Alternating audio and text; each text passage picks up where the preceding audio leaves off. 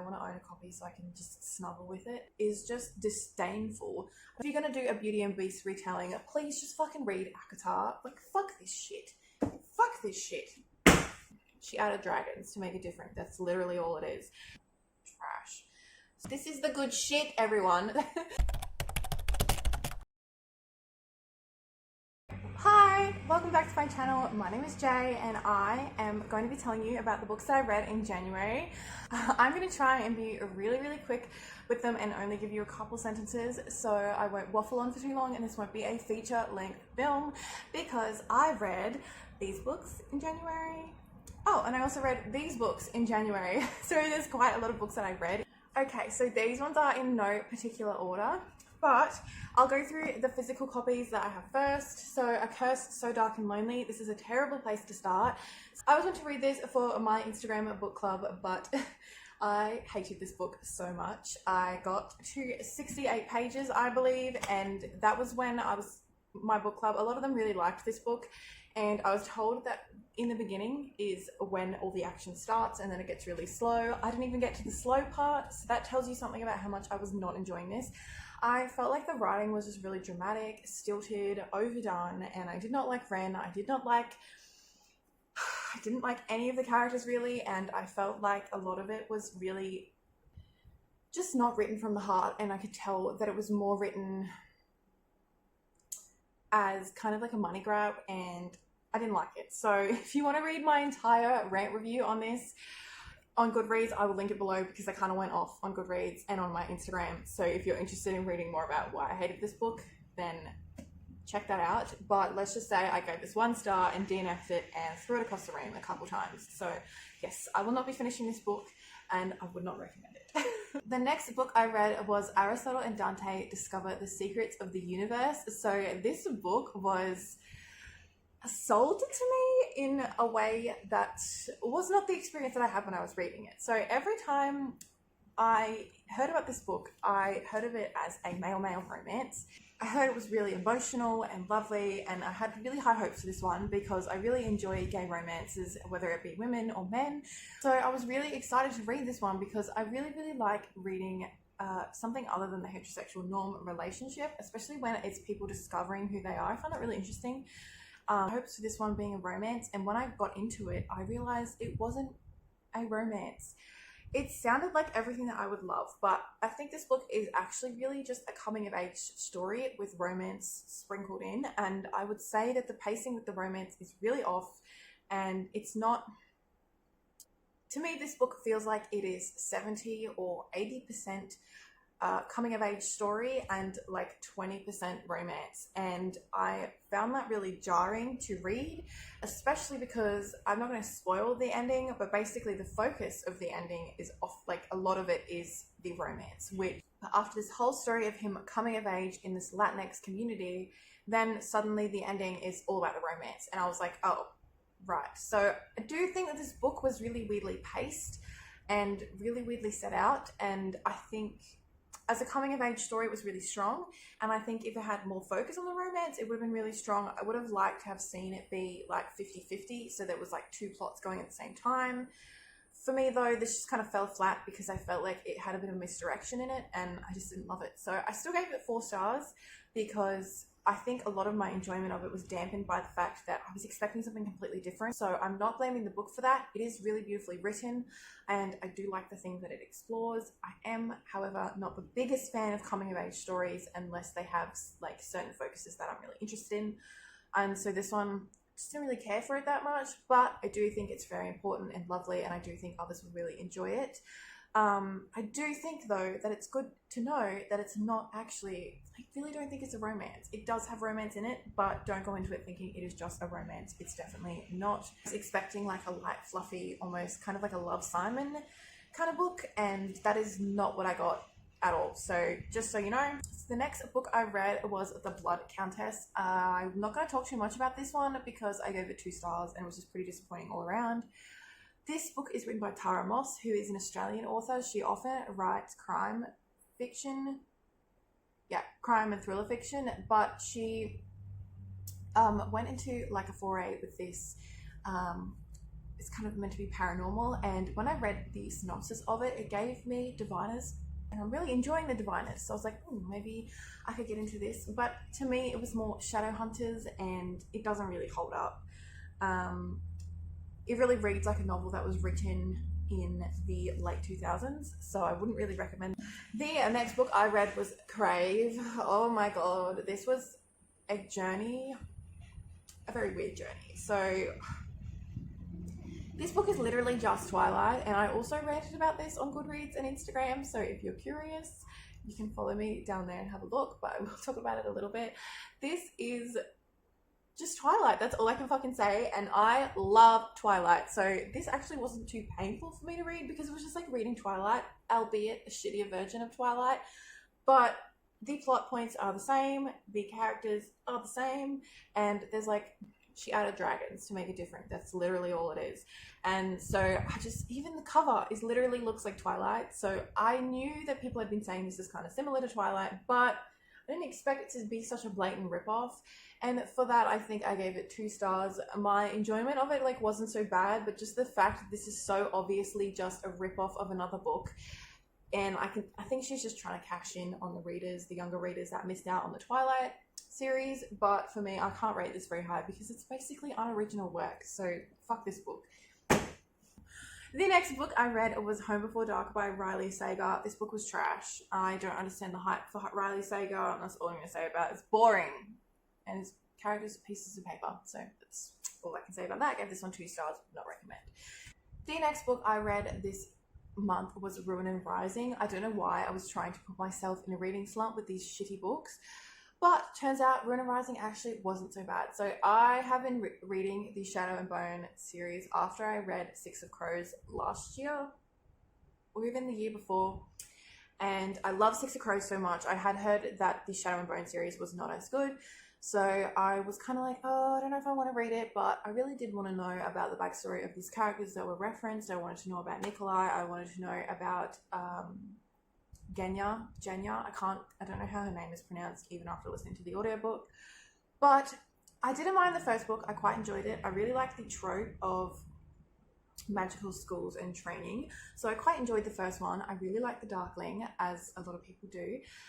But the second book, I hate Mal so much with like a burning, fiery passion. He is just disdainful.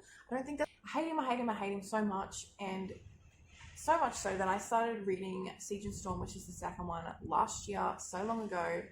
I don't even know if I finished it or if I just like forced myself to finish it. I think I forced myself to finish it. I gave that book 2 stars. Both of them were so insufferable and so annoying that I literally didn't pick up the third one for like ages. I think it's been like a year. Second one was definitely second book syndrome, and I will say I actually quite enjoyed Ruin and Rising. I gave it 4 stars. I think the element of listening to it on an audiobook helped, because I didn't do that with the last 2, and I was able to kind of just like speed through the bits where they were being whiny. I did really like how this ended. I really liked the family aspects of it, and I did really want to finish this because the series is coming out in April. And if you struggled with the second book, I'd highly recommend picking up the third and pushing through, because I do think it was a lot better and it was a solid end to the series. 4 stars, but still I think it's nothing special, and compared to Leigh Bardugo's other work, I can't believe that this came from her mind and Six of Crows came from her mind, because they are just leagues apart. And even Ninth House, which is like one of my favorite books, it's so different from Six of Crows, but I think it's such quality content and really good. And if you compare Ninth House to Shadow and Bone, trash. Okay, so let's do a good one. So next book I read this month was A Court of Wings and Ruin. There's not really much I can say about this. I've spoken about Akamuff on my channel before, and the whole A Court of Thorns and Roses series before. I love it. I just started reading it last year, and I'm so glad I continued after not really being sure about A Court of Thorns and Roses. This is blasphemy, I know, but I think I like this one better than Akamuff. Just really loved the fact that we got to see the entire gang all together for pretty much all of this, and I actually really like Nesta. I know there's a big divided opinion on her, but she's one of my favorite characters, so I'm really excited for A Court of Silver Flames. I was having the time of my life with this book, so much so that I was listening to it on audio so fast, because I just wanted to know like what was going to happen. It's so fast paced and so hectic and so amazing that I definitely missed things, and I'm honestly really happy about that, because even though I feel like I don't even know really what happened in this book, like I do, but I definitely missed some plot points. it's just going to make rereading it so much better because I'll be excited for the bits that I do remember, and then I'll get to like discover new stuff. So yeah, I'm really, really happy. Oh, the series is just amazing, and I'm so excited to start Throne of Glass because it's so much longer, and I know that I will just get like so much more attached to the characters and love them so much. So if you are unsure about ACOTAR and you like fantasy or fantasy romance, this honestly is such a good way to get into fantasy, I think, because I believe it's accessible, yet I don't think this is as simplistic as everyone makes it out to be. It definitely has more intricate plot points than something like this trash. If you're going to do a Beauty and Beast retelling, please just fucking read ACOTAR. Like, fuck this shit. Fuck this shit. Fuck that off. This shit is the good shit. This is the good shit, everyone. So if you're a bit nervous about reading Sarah J. Maas, or you've put it off, I honestly thought I was never going to read her because I was like, everyone says they're trash and makes fun of them. I fucking love them. Everyone should shut the fuck up. These are good just because there's sex in them. Look, I could rant about this forever, so I'm not going to do that. So I read Watch Over Me for the Winterween readathon. That is a tongue twister. So I read this for the prompt of, I believe it was like something with a blue cover, that's what it was, and I thought this might be a little bit spooky. It wasn't really spooky, but it's mostly just like a really quiet, sad girl book, melancholy vibes, by the sea, and it deals with trauma, and it is just so poignant and beautiful. I think this is the type of book, I gave this 5 stars if I didn't already say that. I think this is definitely the type of book that will only speak to specific people, but I was one of those specific people. So this book is so close to my heart, and I want to own a copy so I can just snuggle with it. It made me feel things, and it made me want to cry. I never really cry, and the way it deals with the issues that it deals with is really well done, really relatable, at least for me it was, and so soft, beautiful. So if you're in the mood for a quiet book, it's also quite short. So if you're in the mood for like a quiet book, it can be a little bit hard hitting. You might relate to this, you might not, I'm not sure, but it is stunning, and yeah, I loved it so much. I'm so excited to own this one. So the next book I read, it was another one that I read for the Winterween read-along, and that is, I keep saying read-along, but I mean readathon, and that is The Haunting of Hill House. So one of the prompts was read a book with haunting in the title. I was kind of disappointed by this book. I felt like I really, really enjoy Shirley Jackson's writing. We Have Always Lived in the Castle, which I have a copy of. I don't know where it is, but I adore that book, and I think it's so well done. I think she really does suspense and tension building really well. The way she described this house was really scary and really good. I really liked some of the characters, but some of the discussions and the concept of the book and some of the things that happened in the book, I feel worked against the creepiness, and I think that really let it down. The way that the doctor spoke, basically it's about a doctor, I think he's bought a house or he's renting a house or something that's haunted, and he wants to get a couple people there that have had like spiritual or ghostly experiences to try and heighten the manor and research it, or at least that's what I got. I was a bit confused because the entire time they're there, he doesn't really actually seem to be doing many experiments. They just kind of sit around and talk about not being scared, even though they are scared. And I felt like that kind of deflated the tension a little bit. The way that the house was written was really good, but I just felt like this one was a little bit of a letdown for me. And I was so sad because I really loved Shirley Jackson's other book that I read, so I was a bit sad, but I will be reading her other books. This is kind of touted as the horror original. I don't really love it. So she does a lot of things in her writing masterfully. This one I just feel was just had a little bit of weird direction that kind of hampered it rather than made it better. So I gave this one 3 stars, but it just could have been better, and there were elements in it that I wasn't expecting that I felt like didn't really add to the story. Next book I read was, we'll do another physical copy, it was Lair of Dreams. This is the second book in the Diviners series. This series, I'm not really sure how I feel about it. So I gave this book 5 stars. I think it's really well written. I think Libba Bray has done an amazing job. I have heard that the last book isn't great, but I'm not going to comment on that because I haven't read it yet. But so far, it's this massive, expansive world with this huge cast of characters, and she's handling them all amazingly. They all feel real. I love the research that went into this. If you don't know what The Diviners is, it's basically set in the 1920s, and it's a huge cast of characters where, well, not huge, but it's a larger cast of characters, and they all have different abilities and powers, and there seems to be dark forces arising in New York City, and we go from there. So the atmosphere in this is impeccable. You can tell she did so much research. There's like slang used, the way they talk is really fun.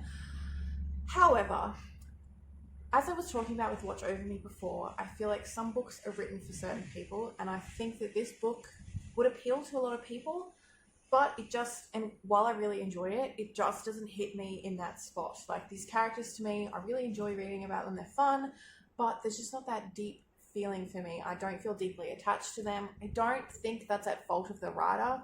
I think there's just some things that readers, specific readers, they have a different life background and traits that mean that you won't necessarily connect to every character. I gave this 5 stars. So far, I am really enjoying the series, and I will be continuing. I think that this book would be so special for someone. Hi, so I'm so sorry if the framing has changed, but my phone is running out of storage, so I have to get up and delete some stuff and then come back.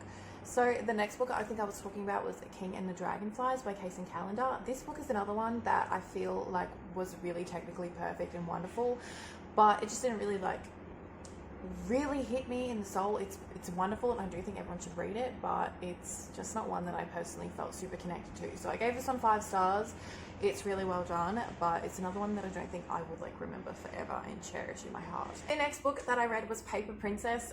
This book is so addictive. It's honestly like a soap opera. It's definitely not highbrow literature, but it was so fun reading it, and I'm actually now listening to the second audiobook. So I gave this one 4 stars, I think. It was just so enjoyable, fun, and easy to read. So I would give people a little bit of a trigger warning. I don't quite know everything that was in here, but there's definitely like discussion about alcoholism and drug use and sexual assault. So before you go in here, I would definitely look up the trigger warnings and make sure you're ready for something that's very dramatic, and it basically just goes over people being shit all the time. So this book is a bit like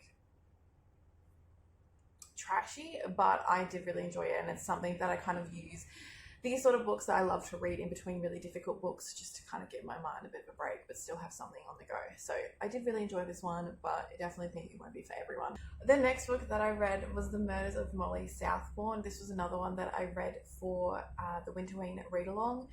I keep saying read-along, but it's read-a-thon. This book was so good. It's a novella and it's a horror, and if you like if you just like horrors, this is so good. This is one of the first novellas I've ever read where it didn't feel like it needed to be longer or shorter. It was perfectly paced, so well done. Tay Thompson did that. Oh my god, it was such a moment. It was so good. If you liked Bunny, I think you'll like this. It kind of reminded me a bit of Bunny in a way, just in the way it was written, and I loved this book. I need to purchase a copy. It was so good. So definitely really excited to read more from Tay Thompson, because he's got quite a few horror books. So I'm really excited because it was so good. So yeah, if you love horror, I would really recommend this one. It was so good. So 5 stars for that one. I have 2 books left and they were both shit, which is why I've kind of like blocked them from my memory. So the first one was Middle Game, which this book, I don't understand why everyone loved it but me. I don't know, because this book is so overhyped and I think it's so bad. Like, I read, I think, 50% of this book. It is, as an ebook, it was 800 pages. Let that sink in. It's huge. It's a tome. It's massive. I started listening to the audiobook and I still couldn't get through it. I feel like Shauna Maguire says so much about these characters without it ever meaning anything, and it never like correlates in the story. I just really don't like her writing. I don't know what it is that I'm missing, because everyone else loves it. It's so boring, and it was starting to get really like exciting. It was getting to the good bit, but I still didn't care. The second last book, I just realized there's 2 more, I read was A Deal with the Elf King by Elise Cover. This was another one where I just didn't really feel super connected with the characters. I did read this the whole way through. I almost wish that I DNF'd it though, just because it was a bit of a waste of my time. It was pretty quick to read, but it was just like super over explained everything that they did, banging over the head. Characters didn't really have a lot of chemistry, there's not a lot of plot, and there's not a lot of steamy scenes. Overall, it's just quite a boring book. I gave this 2 stars. So sad as well, because this cover is stunning and I'd love to love this book and be able to put it on display, but no, fuck this book, not very good. I actually did this as a buddy read with a friend on Instagram, Lauren, if you're watching, shout out to you, because you DNF'd this book and I think that was a good choice. So the last book I managed to sneak in right on the 31st of January was The House in the Cerulean Sea. I'm so glad I finished the month with this, of course. Everyone raves about this book and I do think the hype is really deserved. There's nothing really I can say about it extra. It is really like a warm and fuzzy blanket, and it's one of those books where you kind of know where it's going and does everything that you expect it to do, but it does it so well that it's just so amazing to read. I would recommend this to anyone. If you really want something that is not super heavy and uplifting, but you still want your mind to be engaged, this book is it. So those are all the books I read in January. Now I'm just going to pull out a couple that I hope to read in February. I don't often do TBRs because I'm really a mood reader, but there's a couple books that I really do want to get to this month, and one of them is The Invisible Life of Annie LaRue. I don't know if I'll be able to get to this in February or March. I sense that I will probably start reading this like at the end of February and going into March. But here's a stack of books that I really want to get to, so I'll go through these. This is an anthology called Summer Days and Summer Nights. Sorry, it's a bit glary because it's covered. This one has a couple authors in it that I've heard of that I really like. One of them was Nina LaCour, which I just read her first book by her and really enjoyed it, so I'm interested to see what this one is like. Also has Leigh Bardugo in here, which I'm so excited for. I started reading that story and it's really good so far. I hate the cover of this. It looks so cheesy, but it's meant to be like summer romances with really different stories, and I'm quite excited because I love romance. I just hate this cover. It looks so juvenile, but it's actually an adult book, so a bit weird. But anyway, I don't know if this is meant to be an adult book. It might have just been shelved wrong, but yeah, I really want to at least try a couple of these. I might not read them all, but I want to try some more anthologies, so hoping to get to this.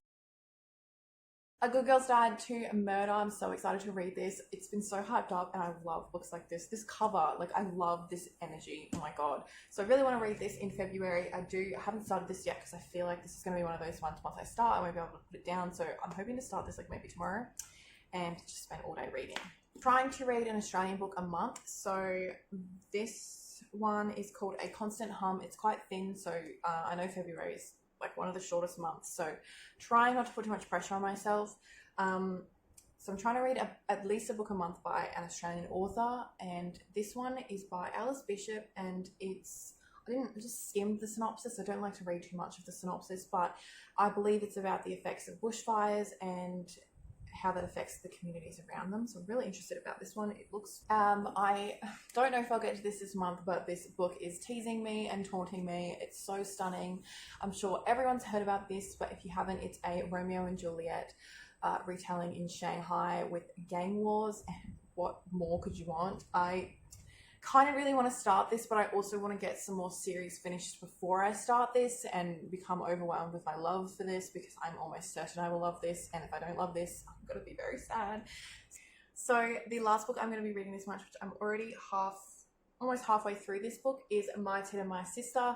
This is by Marley Silver, and I have been reading, trying to read Indigenous reads from Australia every single month as well, and this is my pick. I kind of just saw this with this cover and I was like, oh my god, I wonder what that's about. It's about stories of strength and resilience from Australia's first women, and this is a beautiful introduction to non-fiction.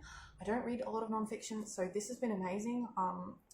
It's so lovely to read about these different stories, and the way that Marley Silver writes, I hope I'm saying her name right, is really lovely. And there's basically, I'm going to try and show you how it's set out. So as you can see, it has this beautiful artwork, which is done by Rachel Sarah. So it's really colourful. They have these big chunky portions. It's really easy to read, and it has all these little different sections on different women, different topics. It's really well done. There was even like a poem in here that I loved. And so it's really easy for me to just pick up and read a couple sections every day. So it's making it really easy for me to start with nonfiction. and so far I'm really enjoying this book, so I would really recommend this, but you'll see this in my February wrap up, which I'll probably talk about it more. So I think that's all the books I want to read in February. I'm trying to think if there's anything else. I usually like to do a reread once a month as well, and I really feel like reading Crooked Kingdom again, but I've got a friend who is wanting to do an entire read of Shadow and Bone and Six of Crows before she gets to the series, which I'm like, hurry up girl, because I want to read them with you, but I'm dying. So I don't know what I'm going to be rereading this month, but you'll see that in my February wrap up. So thank you so much for sticking with me and chatting about books. It was lovely to sit here and talk to you about all the books. If you've read any of these, please let me know what you thought of them. I am so curious, like actually I am. And thank you so much for watching. I will see you next time.